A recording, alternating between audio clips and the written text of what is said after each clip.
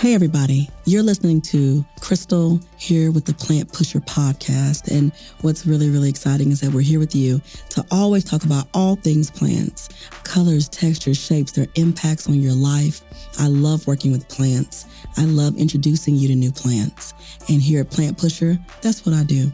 I push you straight to the plants. Hey, everybody. Welcome to Plant Pusher.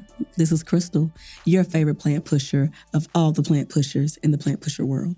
So what I love talking to you about are my favorite plants and things to do with plants every single week. And so this week is no different.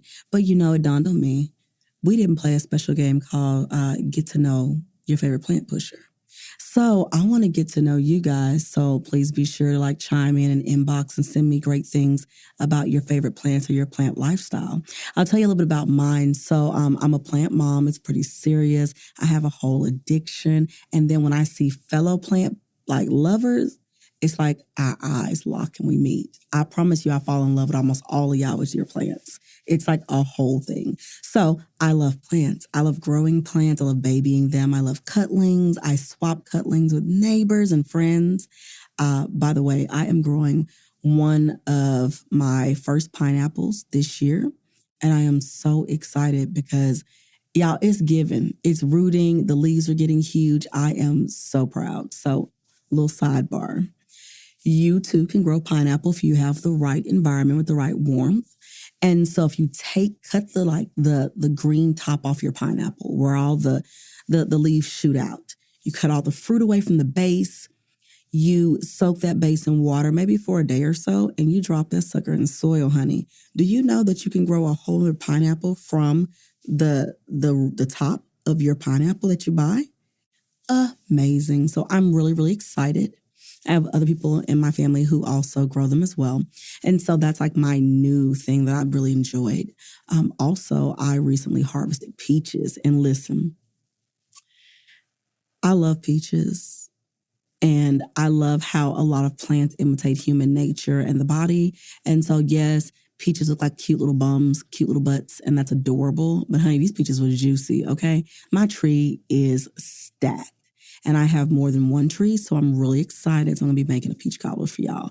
But more than anything, the plant mama and me was out there grass clippings, nutrients in the soil, keeping it nice and warm where I could, spraying it lightly, with things like a little dish soap if I ever saw any little bugs or anything, because I don't use pesticides. And so because I don't use pesticides, I like to really keep things as clean and natural as possible. So when I tell y'all, I am so proud because my outside is really outsiding this year. And so outside of my peaches, me growing a pineapple, and then also my mulberry harvest was to die for. I'm still a plant mama, y'all. I really, really, really am. I love traditional plants like ivies, which is one of my first plants. But then you have the behemoths, elephant ear plants. Love those. I love them because they're bulbs and they look like they're dead and dying. And then you put them in the ground and they take off and you can never get rid of them. And they call all their cousins to come live at your house as well. So it's really I get to plant one plant and I get a whole family. Okay, so guilty as charged. That's one that I love as well.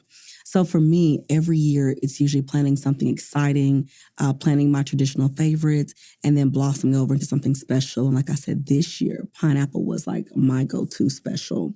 When I travel, I collect plants and I take pictures with them and I research them because it's so much fun. Because I love seeing what grows natural in different environments, even when I travel. So that's a extra heartbeat of mine.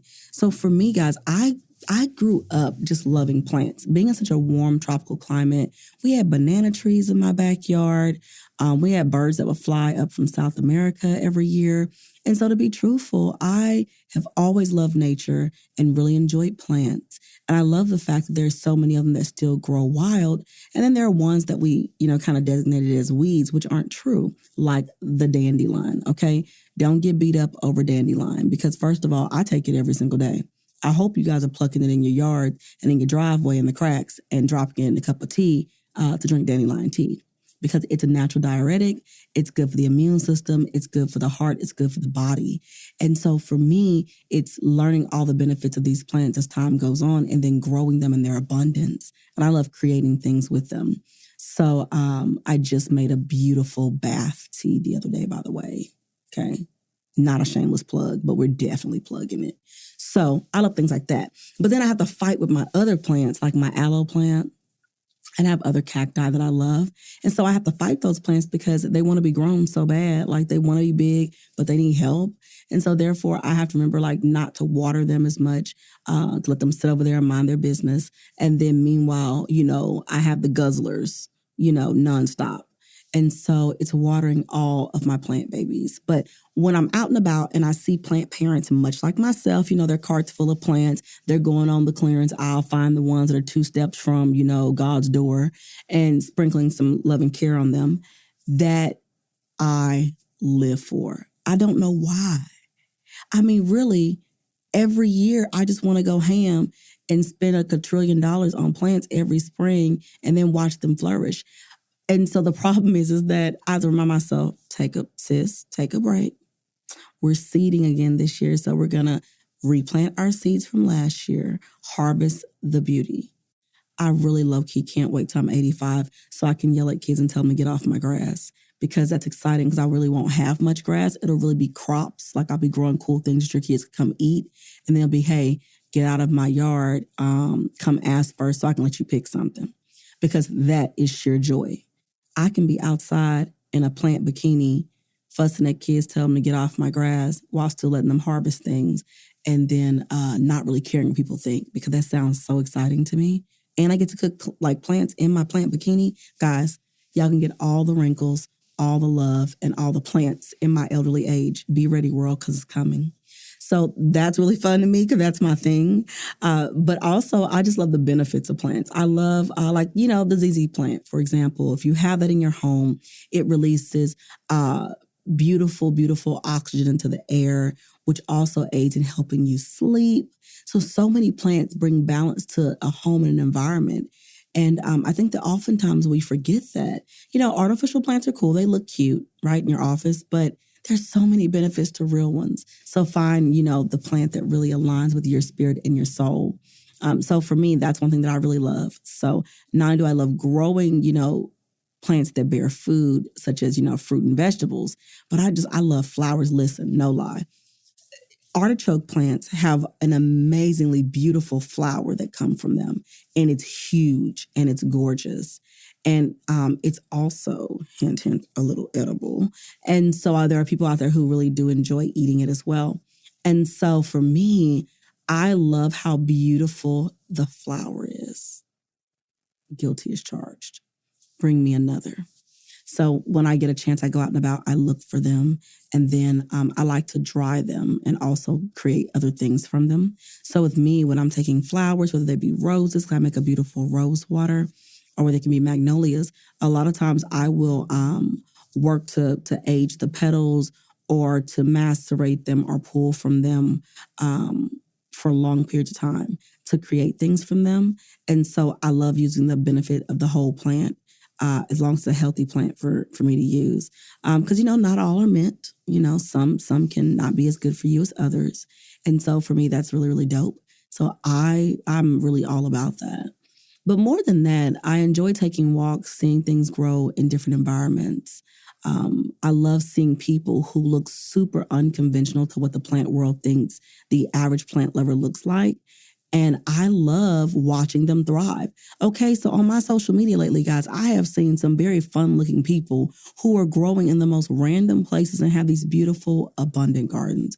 And when I say abundant, it's given. It is given, and more giving. Like, there's this one guy, I believe he lives in Florida, and he has a farm, and he's so cute. He has gold teeth and everything. He's adorable. And he always talks about plants as if he's slinging them on the corner, which is hilarious to me. But he talked about like how much he loves providing food to his neighborhood and to his community. So he grows to benefit his family and the community. And he teaches people that you can be, a younger person under the age of 40 and still love to grow. And he's producing tons of pounds of food.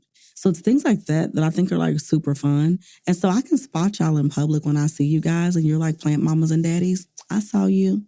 I don't know. Plant moms and dads, they walk with a different stroll. They're relaxed. They're usually regal. They're really laid back.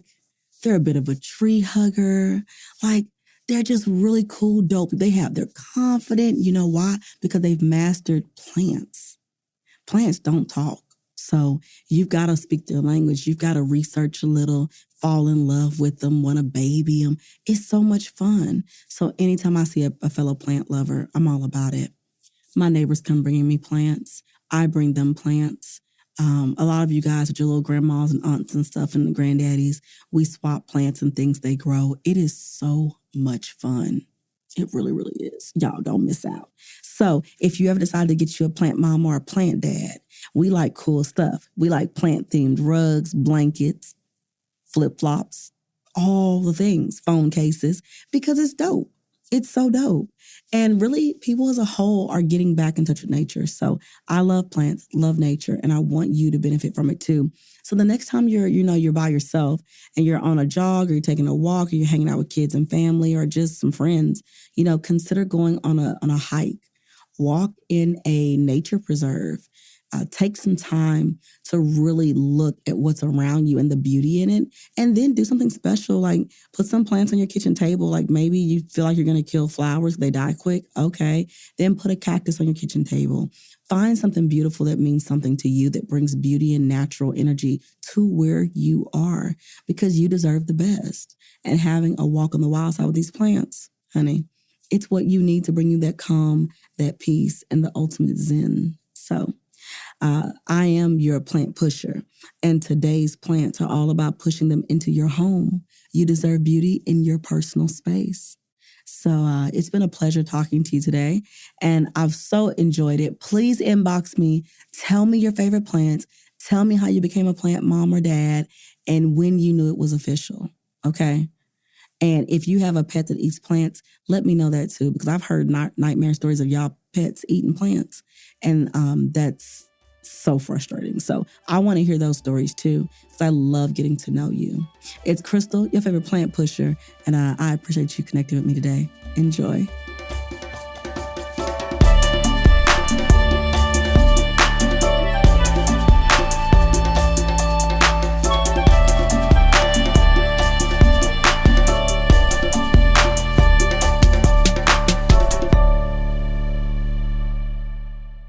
This show, Plant Pusher Podcast, is brought to you by Possibilities Podcast Platform. We appreciate you listening. Stay tuned. Your favorite episode is up next.